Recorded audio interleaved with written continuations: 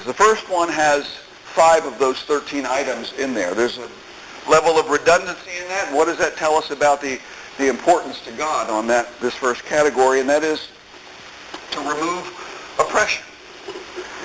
Remove oppression. He says, loose the bonds of wickedness. Undo the straps of the yoke. Let the oppressed go free. Break every yoke. All of that in verse 6. And then down in verse 9, he comes back to it again. He says, take away the yoke from your midst. That oppressiveness, that burdensome oppression, I just can't think of a better word at the moment, that we place on people. Maybe because of the actions of our culture, maybe because if we happen to be a business owner, are we oppressive to those who work for us? Second category, verse 7, feed the hungry. So he says, share your bread with the hungry. Third, show hospitality to the homeless. He says again in verse 7, bring the homeless poor into your house. Fourthly, clothe the naked. When you see the naked, well, cover him. Fifthly, empathize with others. Verse 7, not to hide yourself from your own flesh. That's kind of a funny way to phrase it, but have you ever seen somebody coming, maybe down the road, down the hallway, wherever, you've seen somebody coming and say, oh no, here he comes, here she comes. And you duck into a room, or you cross the street? Sure. That's kind of the attitude that he's talking about here. Do not hide yourself from your own flesh. Whatever they're going through, you could be going through it, and we're here to help one another. We're here to support one another. I'll just share real quickly. I remember when this incident happened to me, and it was so clear. Years ago, I was working for United Parcel Service, and a fellow by the name of Charlie was working for him, and he had a drinking problem. And I finished my work one day, pulled up to a convenience store, wanted to go in there and get myself a Coke and a candy bar, and just do some of the paperwork, and I look in the rearview mirror, and here comes Charlie's car. Charlie had been fired, and he had been working for UPS for probably 20 years. But he'd been fired because he couldn't handle. And that was the thought that went through my mind, oh, here comes Charlie. I couldn't avoid him. But that turned out to be an encounter where God manifested himself as I just talked with him for a few moments. So don't hide yourself from your own flesh. Sixthly, don't gesture or say things that show contempt for others. This is interesting. No pointing of the finger and speaking wickedness. Pointing of the finger really kind of means lifting of the finger. Does anything come to mind? It's amazing how across the centuries the gesture may not have been the same, but the meaning probably was very, very close to what we mean, what we think of. And then lastly, don't just give food.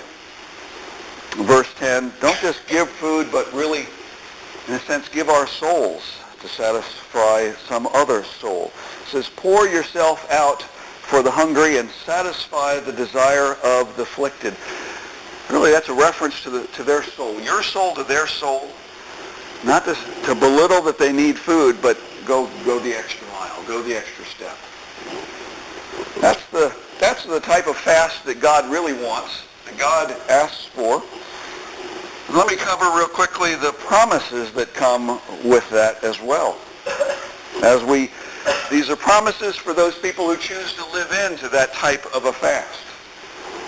To removing the oppression, feeding the hungry, showing hospitality, clothing the naked, empathizing with others. Don't say things or gesture things that show contempt, and really reach out to the soul of the other person. He says, our life will then become light. Then shall your light break forth like the dawn. Then shall your light rise in the darkness, and your gloom be as the noonday. Verse 8. What's gloom be as the noonday? Just that darkness of our inner being will be as bright as the sun on a sunny day at noon. Secondly, we will be physically strengthened. Your healing shall spring up speedily. We come and we ask God for healing. And sometimes he may say, Andy, I want you to do this. And when we do that, that's when we get stronger. That's when it says he makes our bones strong. Who knows how much sickness we suffer here in this world because maybe we don't engage in this type of a fast. Thirdly, he says God will surround us. He says, your righteousness shall go before you. The glory of the Lord shall be your rear guard. He's going to go before you. He's going to come after you. And he's going to be right there with you. He says, the Lord will answer our call. Saying, here I am. He's right there with us. Fourthly, God will always guide us. Verse 11 says, the Lord will guide you continually. Fifthly, God will satisfy our soul. Here it is again. Satisfy your desire, your soul again, in scorched places. In other words, even when we are in the worst physical condition or worst kind of places that we could be geographically, we'll still have that level of contentment and oneness and peace and joy.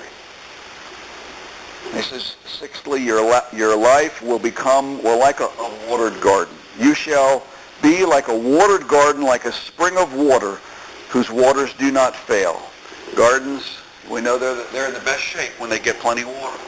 They're the happiest. And lastly, if we fast like this, God will use us to restore the ruins of the city and the ruin of people's lives. He says, your ancient ruins shall be rebuilt.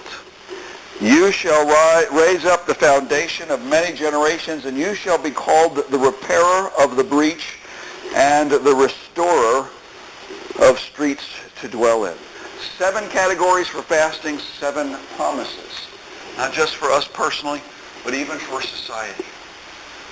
You know, I ask this question every once in a while.